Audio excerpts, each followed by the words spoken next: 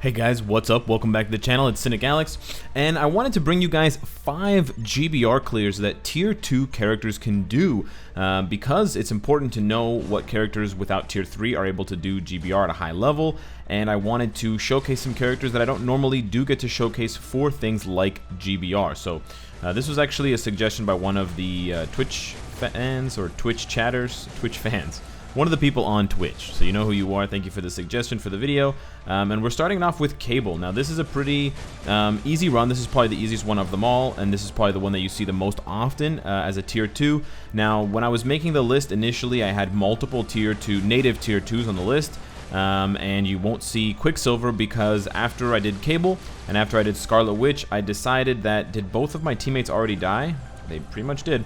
But anyways, after I did both Cable and Scarlet Witch for the list, I thought it just wouldn't be, can I? Yes, I can. Awesome.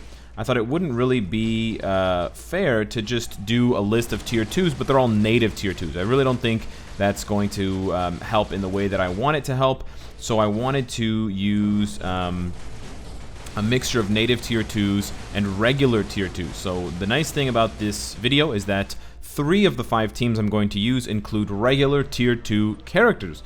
So yeah, I mean, you know, we want to expand the list of characters that can play GBR. At the moment, there isn't a huge pressing need to play GBR. It's more just if you really want to get a character to rank 1, you're going to have to play a lot of GBR for the type enhancement kits, or if you really like co-op, or sorry, if you really like Alliance Conquest, or if you really just like PvP, that's another reason to get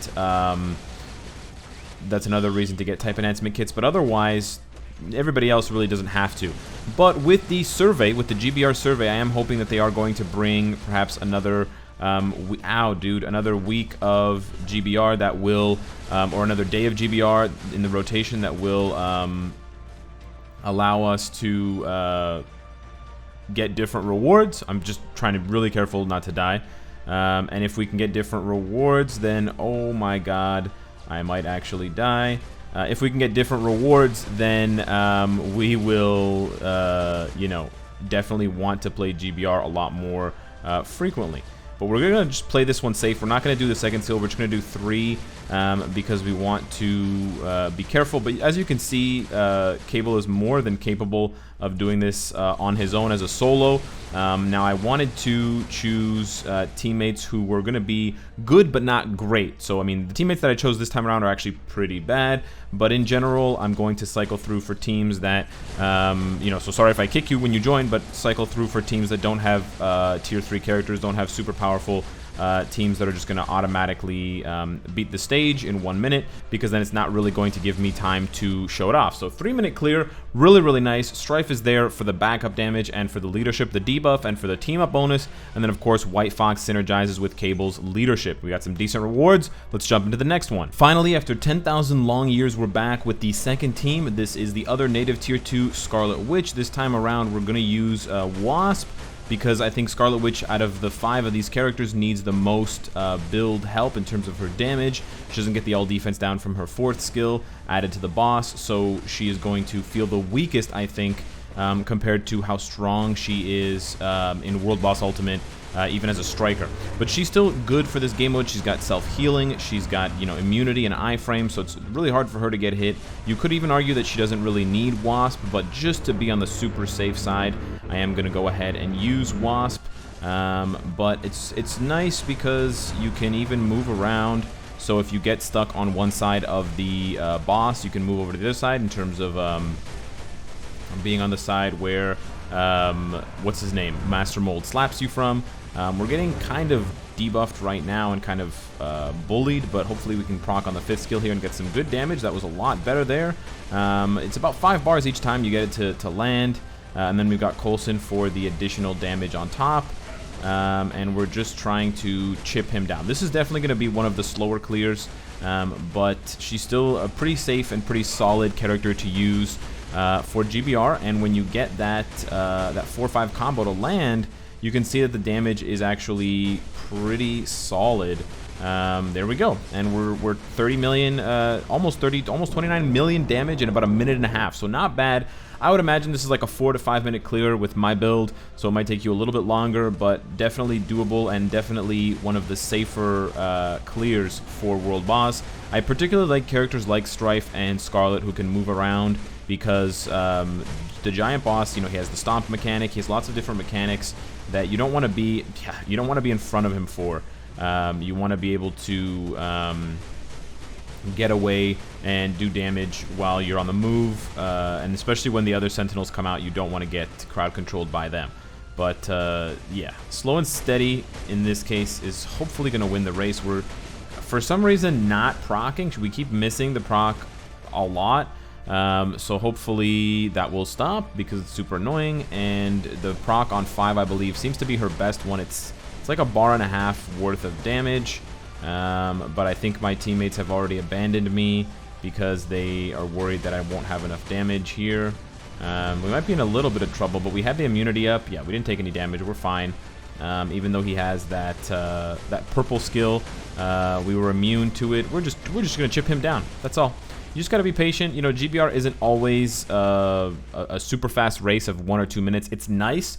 But for those of you out there that don't have those tier 3s and who can't get those, super fast clears, there are still options available to you as long as you can hit your damage procs. Apparently I can't, so I'm never going to be able to get out of this stage. But the third skill still comes into play for some nice damage.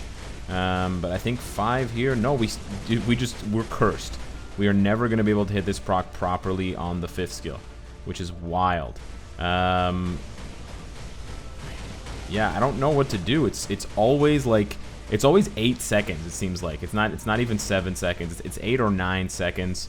One of the more inconsistent procs is Scarlet Witch's to begin with. Maybe we'll start trying to proc on we procced on 4 there. Maybe we'll start trying to proc on 3 instead of 5 because it just doesn't seem to be working out for us. But we're getting there. Oh, you know what? Proccing on 4 seems to be really good as well. That was a lot of damage. And you can chain the iframe from 5 and 1, which is also really nice. Yeah, you know what? Just proc on 4. Yes, you get the immunity. Really, really, really nice. You're never going to crit during the shield down phase, so just remember that. But yeah, maybe it's a little bit longer than 5 minutes. Maybe it's more like 6 minutes, but that's okay. It's super safe. I don't think I've taken damage once. And that's something that I really like about Scarlet Witch in this fight. It's slow, but it's quite safe. And even when you're not safe, you're pretty safe. As long as you don't miss your procs. I think I interrupted my proc there, but a few more and we should have this done.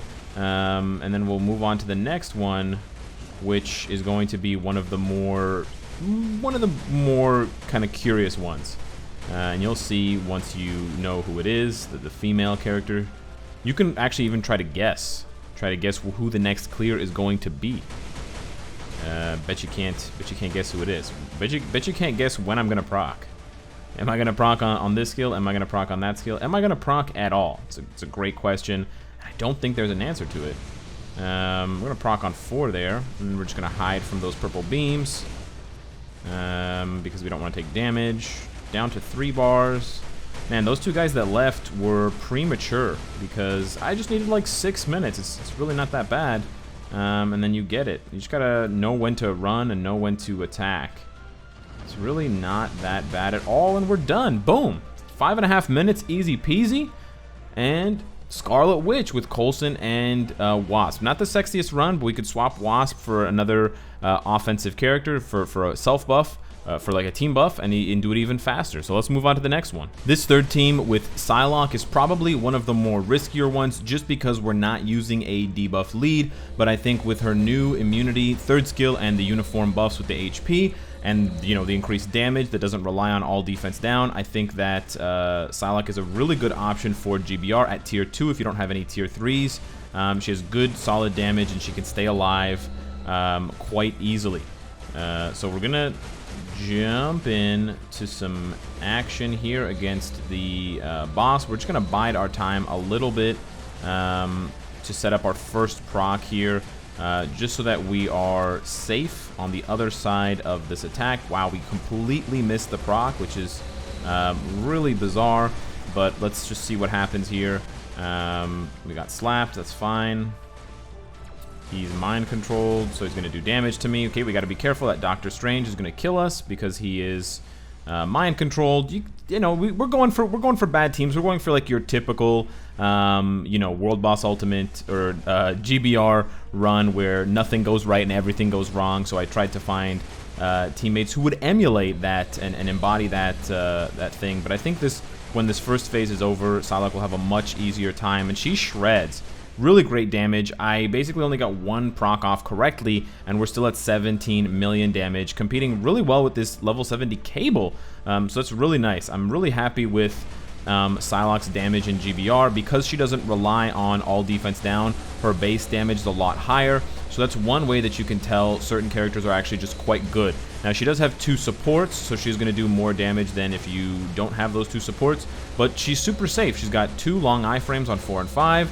She's got the immunity on 3, and she deals tremendous damage when you can get those skills to line up properly. And because you don't need that all defense down, you know, she's just going to do a lot of raw damage. And that's where a lot of characters like, for example, Deadpool, he falls off in GBR quite a bit because he does need that all defense down. But we're holding it down, almost 30 million in the first 3 minutes, which is really great. Really, you know, that's what I expect from high-level GBR clears, and she's only level 70, you know, tier 2. She's not even gear 25, so actually we're brainwashed, so we have to switch here. I think I may have killed... No, I didn't kill my teammates. They had successfully run away, so good job. Oh, sad face. I think I killed one of them. I think I may have killed Cable. Yes, okay, and in killing Cable, I also got distracted and basically killed my Ebony Maw, which is fine, because I actually don't need Ebony Maw. But yeah, this is like this is the circus. This is the circus of bad, GBR runs. This is exactly what your typical GBR run is going to look like. But we're going to make it. We're going to make it through. We got guard broken there. That's pretty much the only annoying thing that happens to Psylocke in GBR is getting guard broken because of the stomp. But otherwise, she's doing it. She doesn't even need Cable's help. She's got this. Bebe is rocking over 40 million damage and counting, and it's super safe, way faster than Scarlet Witch, which is probably something that a lot of people don't expect. And she gets it done in 3.5 minutes with almost almost 42 million damage. Could have been more. Could have lined up some of those procs better, but awesome job from Psylocke, and let's jump on to number 4. This 4th team is probably the most unusual team that I'm fielding for this sort of tier 2 GBR run, and it's taking advantage of the newly hype Molten Man. But I was practicing a little bit with him in GBR, and I think he can do it. He's got nice AoE. I don't know what the hell he was smoking, targeting the far Sentinel there instead of targeting the one literally right next to him. But although it is dangerous, and I do have the debuff lead for, well, in Sentinel, so I'm not, you know, putting myself at too much risk. But you may need to switch, and I do have Ghost Panther here just as a little bit of insurance, just in case things go wrong. But yeah, I honestly do think that Molten Man can get it done at tier 2. Now, you may have a bit of a different, you know, you may have a bit of a different experience than I do if you use just a regular damage proc instead of a CTP of Rage. But the nice thing, again, about Molten Man, although the fire resistance down is part of his damage, he still just has a lot of base damage, and he's got the immunity, so you can protect yourself, and he's got the iframe, and you just have to play just a little bit carefully from time to time. But you can see he can get it done. He can definitely do enough damage. And again, it's looking for characters who just deal a lot of base damage without needing all defense down to help them, that are able to do GBR because of the debuff, you know, the debuff passive on the Master Mold boss. We're going to switch here to get the healing, but we're doing it. We're clearing 2 minutes, 30 million damage almost, rocking it. And I would love if anyone out there has a Molten Man with, you know, a double fire damage proc. Hit me up. Let me know if you can do GBR with him at tier 2, level 70 with a couple of gears ranked up the way that I have him.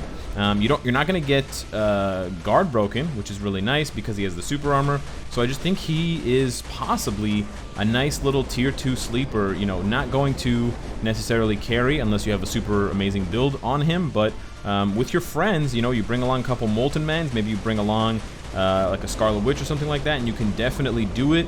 You could even bring along Ancient One to buff up his elemental damage, and then you could bring Ancient One to buff his elemental damage, and then you could pop the heals. If he needs heals, you could switch to Ancient One, pop the 5th skill, and then switch back to him when needs be. So it's definitely possible. We're going to switch here because I don't want to get killed by those purple circles, and he doesn't need the heal. So we are shortening our, or we're lengthening.